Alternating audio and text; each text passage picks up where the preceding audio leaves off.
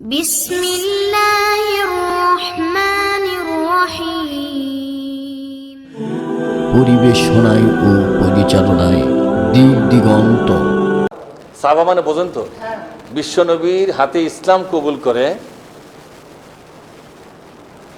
বিশ্বনবীর হাতে ইসলাম কবুল করে তার সাথী নামাজ, রোজা, জিকির, আজকার, মানে সব ইবাদত যেগুলো আছে এরা সব করত। কিন্তু এই কিছু কিছু মানে ইসলাম কবুলকারী লোকেরা সব ইবাদতই কবুল করেছে আনন্দের সাথে, কথা বুঝতে পারছেন? কিন্তু বাতিলের মোকাবেলায় ইসলামকে বিজয়ী করার যে জীবনের ঝুঁকি নিয়ে আন্দোলন, যেটাকে জিহাদ ফি সাবিলিল্লাহ বলা হয়েছে, কি বলা হয়েছে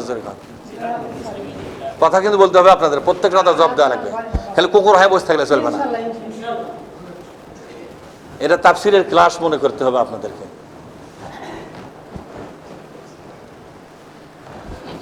তাহলে কুকুর হয়ে বসে থেকে বেহেশত পাওয়া যাবে না। কুকুর হয়ে বসে থাকলে শয়তানদের কাছ থেকে ভালোবাসা পাওয়া যায়, কথা কয় না রে? কুকুর হয়ে বসে থেকে যদি পারেন, মুসল্লি হয়ে কুকুর হয়ে বসে থাকবেন, শয়তানদের কাছে কি পাওয়া যাবে? ভালোবাসা পাওয়া যাবে, কিন্তু আল্লাহর কাছ থেকে কিছুই পাওয়া যাবে না। এই জন্য বেশি কুকুর ভালো জিনিস নয়, একটু নড়াচড়া করতে হবে, কথা বুঝতে পারছেন আপনারা? আল্লাহ তাআলা বলছেন এই হিসাব তুমি কিভাবে করলে তোমাকে ছেড়ে দেওয়া হবে। এগুলো ইবাদত বন্দেগী খুব বেশি করে করতেছ, যে ইবাদত বন্দেগীর মধ্যে কোনো ঝুঁকি, কাফেরদের আক্রমণের কোনো ঝুঁকি আছে? কথা কয় না বারে? কাফেরদের আক্রমণের কোনো, সারাদিন যদি নামাজ পড়েন কোনো কাফের আপনাকে আক্রমণ করবে? এমনকি ইবলিসও কি আপনার বাধা দিবে? তুই নামাজ পড়িস না, কথা কার কি গেল? সারাদিন যদি দান খয়রাত করেন আপনার কোনো শত্রু হবে? হবে না। জিকির আজকার করলে শত্রু হবে? ওজিফা করলে শত্রু হবে? তাহাজ্জুদ পড়লে শত্রু হবে? নফল রোজা সারা বছর করেন, কোনো শত্রু আছে? এগুলো ইবাদত বাছাই করে নিয়ে সেই নব মুসলমানগুলা এগুলো ইবাদতকে সাঁটিয়া করা শুরু করছে, কথা বুঝতে পারছেন? কমর বান্ধে ইবাদত। এদেরকে যখন বলা হচ্ছে জান এবং মাল দিয়া জীবনের ঝুঁকি নিয়ে ময়দানে আসো, বাতিলের মোকাবেলায় ইসলামকে বিজয়ী করতে হবে, এই সংগ্রামে আসো, এই সাধনায় আসো, এই ময়দানে লড়াই ও সংগ্রামে তোমরা চলে আসো, তখন তারা দেখলো এখানে আছে জীবনের ঝুঁকি। কিসের ঝুঁকি?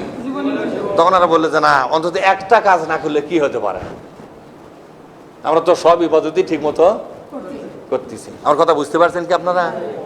আমাদের দেশের নামাজি লোকের অভাব আছে, কিন্তু সব নামাজি কি ইসলামে আন্দোলন করে? সব নামাজি কি ইসলাম বিজয়ী করার চিন্তা ভাবনা আছে মাথা? না। এই লাগা যাও। সম্মানিত ভাইয়েরা, ওয়ালাম্মা ইয়ালামিল্লাহুল্লাযীনা জাহাদু মিনকুম ওয়ালাম ইয়াত্তাখিযু মিন দুনিল্লাহি ওয়ালা রাসূলিহি ওয়ালাল মুমিনিনা ওয়ালিজা।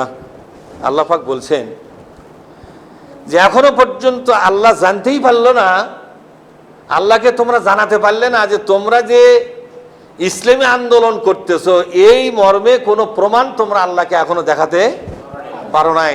শুধু নামাজ দেখাচ্ছ বারবার, এই কথা কান আপনারা শুধু 5 ওয়াক্ত নামাজ মসজিদে সাহেব পড়তেছো, সেটা দেখাচ্ছ, রোজা দেখাচ্ছ, সব ইবাদতই ঠিক মতো দেখাচ্ছ, কিন্তু একটা ইবাদত দেখাচ্ছ না, সেটা হলো ইসলামী আন্দোলন, জিহাদ ফি সাবিলিল্লাহ।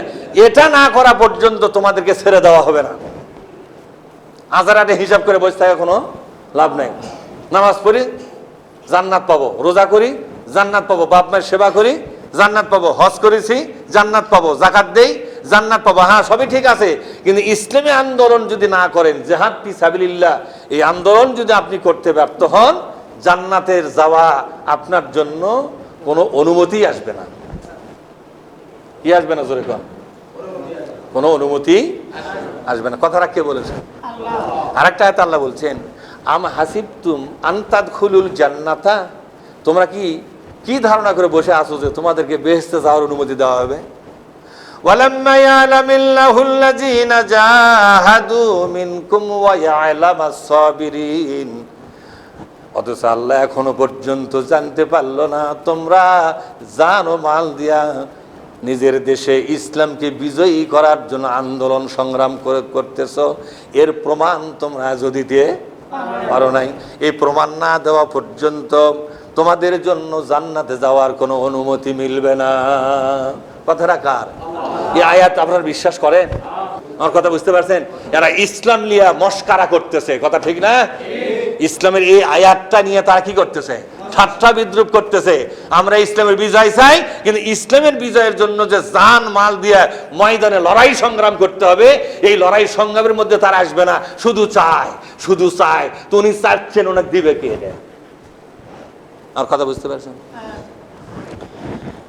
অথচ আল্লাহ এখনো জানতে পারলেন না ইসলামী আন্দোলন করার জন্য ময়দানে তুমি কাজ করেছো, এই প্রমাণ আল্লাহকে দিতে পারলে না। আল্লাহ পাক তোমাকে ছাড় দেবে না। যত ইবাদত করো, পাহাড় সমান ইবাদত করলে কি হবে? এমনকি আকাশের সমানও ইবাদত যদি করেন, ইবাদতের আকাশ পরিমাণ সওয়াব নিয়েও জান্নাতে যাওয়ার কোনো অনুমতি পাওয়া যাবে না। অনুমতির জন্য লাগবে জেহাদ। কি লাগবে জোরে কোন? জেহাদ মানে হলো ইসলামী আন্দোলন। জেহাদ মানে কি? দেখেন সূরা ফুরকান, একটা মুক্তি সূরা না? সূরা ফুরকান 25 নম্বর সূরা।